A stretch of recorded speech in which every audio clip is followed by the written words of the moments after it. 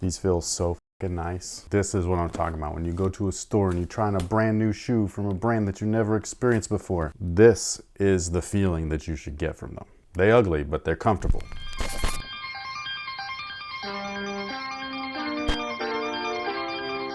Hey, what's good guys? My name's Chris. Welcome back to the official WearTesters.com YouTube channel. Today we got a detailed look and breakdown on these potential bad boys right here. This is the New Balance Fresh Foam BB. Hey, that's a mouthful. That's what she said.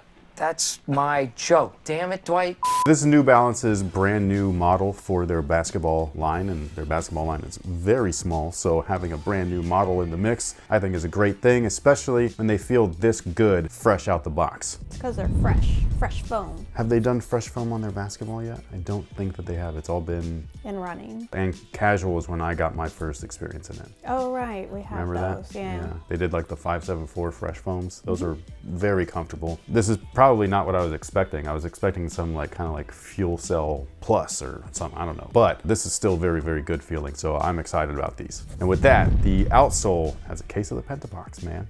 Oh, it's so awful. I'm dying.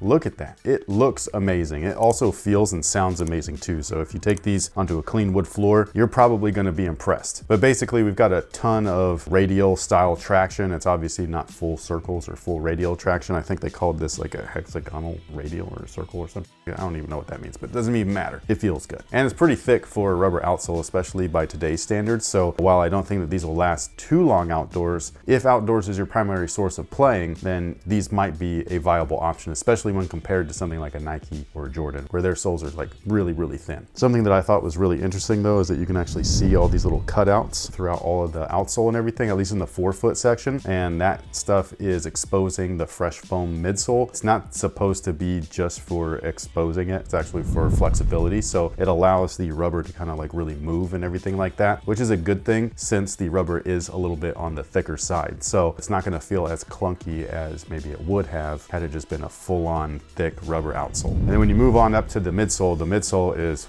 comfortable. Like bounced around in them a little bit and I was just instantly like, yo, like if I tried this on in store side by side, one foot has one shoe, the other foot has say the Jordan 37 or the 37 low, an expensive ass sneaker, top of the line brand type of thing, I'd go with these. They're comfortable. That's high praise. One of the coolest parts about it though is this weird iridescent plate. I wasn't sure what that was when I first saw them online. I wasn't sure if it was part of the outsole, like wrapping up. I didn't know if it was part of the midsole or if it was just paint. It's actually a TPU panel. So it's kind of like Boost, or not Boost, but Adidas, where they wrap their Boost stuff. So it's a lot of lateral containment, which I think is good because this fresh foam stuff is so soft and so plush that if that wasn't there, these would probably be an ankle sprain waiting to happen. You know, this top line right here, especially on this view, this top line right there reminds me of one of my favorite shoes ever that I really wish would get a retro. You know what it is? It's the Air Pippin 2. Please, Nike. Please! Even though you're probably not on this video. Actually, they probably are. How? Did you know that every brand buys shoes from every brand? What? They're in their kitchens. They cut them up, they test them themselves, they test the rubber, the compounds of the materials, all that stuff. It's These feel incredibly stiff because of that plate, but when they are on foot, man, you don't even notice it. It's just all comfort, everything. Ooh, I like it muy macho.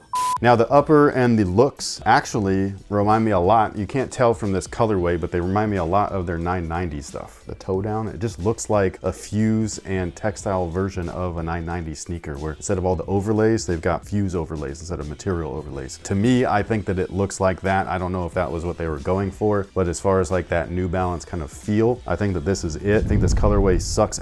So if they did one that was more New Balance-y, where it's like, I don't know, gray, which I know sounds bland, but it would look really cool. They do have a better colorway coming. It's like more black and red. That one's pretty cool. The material itself, they're calling fit weave. To me personally, it just feels like a jacquard, really tight knit or woven material, similar to the Dame 2s from way back in the day. Really great materials once you break them in. A little bit stiff or like poppy at first, you know what I mean? But once you break them in, they feel really good. They're lightweight, it's pretty durable. They contain the foot well as well because it's such a tight woven material that it doesn't allow allow for much stretch. So I think that all of those things are awesome. All the fuse areas are all in the right spots. So it's all in the high wear areas and in the areas that need reinforcement, like the eye stay and stuff. So when you yank on those laces, hopefully it doesn't rip right through that fit weave material. We do have some other stuff right here on the back, which is a synthetic suede. They've got that on the tongue as well. While I would have preferred premium suede like they normally do with their like lifestyle offerings, at least it's different texture. So I love the way that it looks. I just like the transition. I really like it. I think that it would have been cool if it was more premium, but it's still good nonetheless. And then you got a really tiny little weird exposed heel counter. There's an actual heel counter inside there that's doing the actual work, but a little design feature like that I just think is cool. There are Achilles pillows inside of the collar and everything inside there. It doesn't feel like amazing or anything. They almost feel like they're non-existent, like feels very similar all the way around. So I would have preferred something a little bit more beefy in that sense, but overall it's good to have it. The insole is completely removable and it's a dark blue ortholite, so this is a little bit more of a dense ortholite than the light blue stuff. As far as performance goes, it works okay, but obviously it's replaceable, so if you wanted to take that out and put in any other insole that you'd like to use, then you can do that, or an orthotic or whatever it is. So it's completely customizable in that sense. And just to note, the tongue and everything on the tabs, they actually say like the New Balance logo on one, and on the other it's got a number 8. I believe that's in reference to Zach Levine, who kind of debuted the shoe. They're using him as the marketing and everything, but it's not his signature sneaker. Hopefully he gets one soon. Now, as far as the fit is concerned, I went true to size, mostly because I wasn't sure what to go with, so I just went true to size, and I can do the finger thing in the back.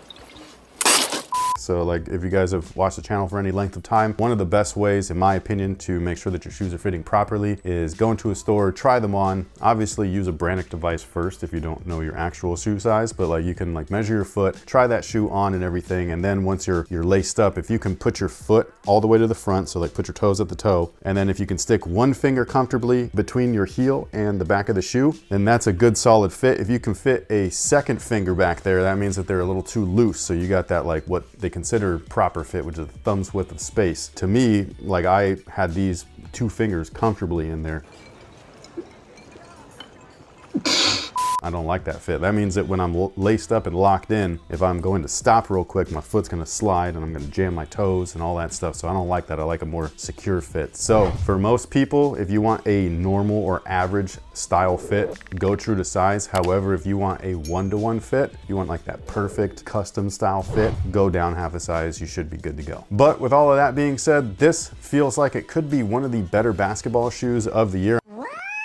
I know it's only January right now, so obviously we've got many months ahead of us to try more shoes and things like that. So take that with a very big grain of salt. But as of right now, with the stuff that's currently being offered, especially new items, this guy right here feels awesome. And the foam itself is something that I think that some people might want to try. So if all of that sounds interesting to you, sound off below and let us know your thoughts in the comment section. We would love to hear from you guys. So thank you so much for being here. Thank you so much for watching. We will catch you guys on the next one. So until then, have a good one.